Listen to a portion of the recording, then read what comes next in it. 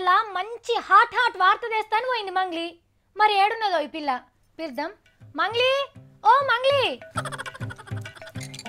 ఇది చూస్తే ACB office లెక్కనే కొడుతుంది. మళ్ళా గటెందుకు ఎందుకు ఈ పిల్ల? ఓ మంగ్లీ.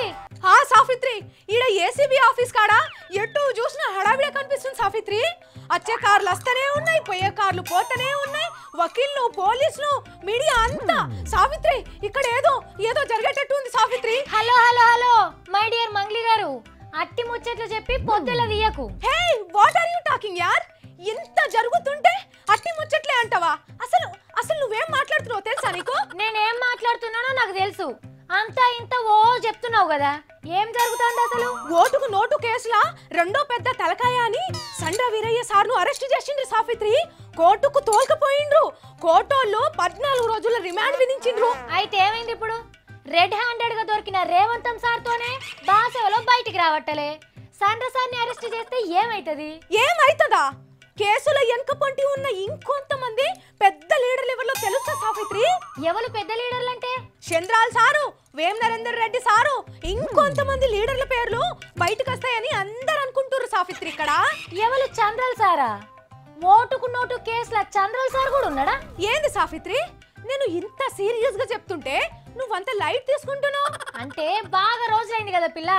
అగో చంద్రల్ సార్ అరెస్టు, ఇగో ఇగో చంద్రల్ సార్ కి నోటీసులు అని ఇని నాకు బోర్ కొట్టింది పిల్ల. ఏ లేదు సవక్క, మొన్నటిదాకా నత్త వాకింగ్ చేసిన కేసు ఇప్పటి సంధి గుర్రం లెక్క ఉరుకులు పెడతాడంట చూడు. ఎన్ని ఉరుకులు పెడితే ఏమున్నది పిల్ల? ఏమని రేవంతం సారే బెయిల్ తెచ్చుకొని బాజాప్తిగా తిరుగుతున్నాడు. అయితే సండ్ర సార్ కూడా గట్లనే బయటకు వస్తాడంటావా బెయిల్ మీద? అంతే కదా మరి. హైకోర్టు కాకుంటే సుప్రీంకోర్టు బెయిల్ తోని బయటకు వస్తారు. మళ్ళా గదే కథ. లేదు సావిత్రి లేదు, ఈసారి అట్లా కాదట. పెద్ద లీడర్లకు ఖచ్చితంగా నోటీసులు ఇచ్చుడేనట.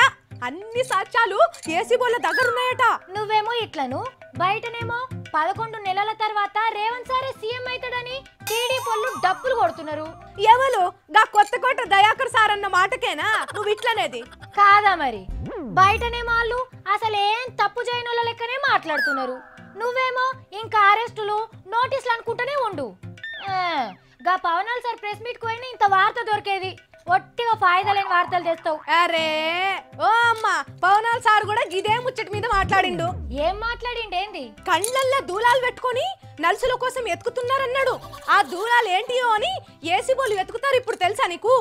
సరే గాని నువ్వైతే ఆఫీస్ కి రాయిగా. పిల్లకు ఏసీపీ ఆఫీస్ కి పోవడం అలవాటైనాక ఏసీపీ వార్త తప్ప ప్రపంచం ఇంకేం లేనట్టే చెప్తాంది. ఈ రాజకీయాలు ఎప్పుడు అర్థమవుతాయో ఏందో మా మంగ్లీకి.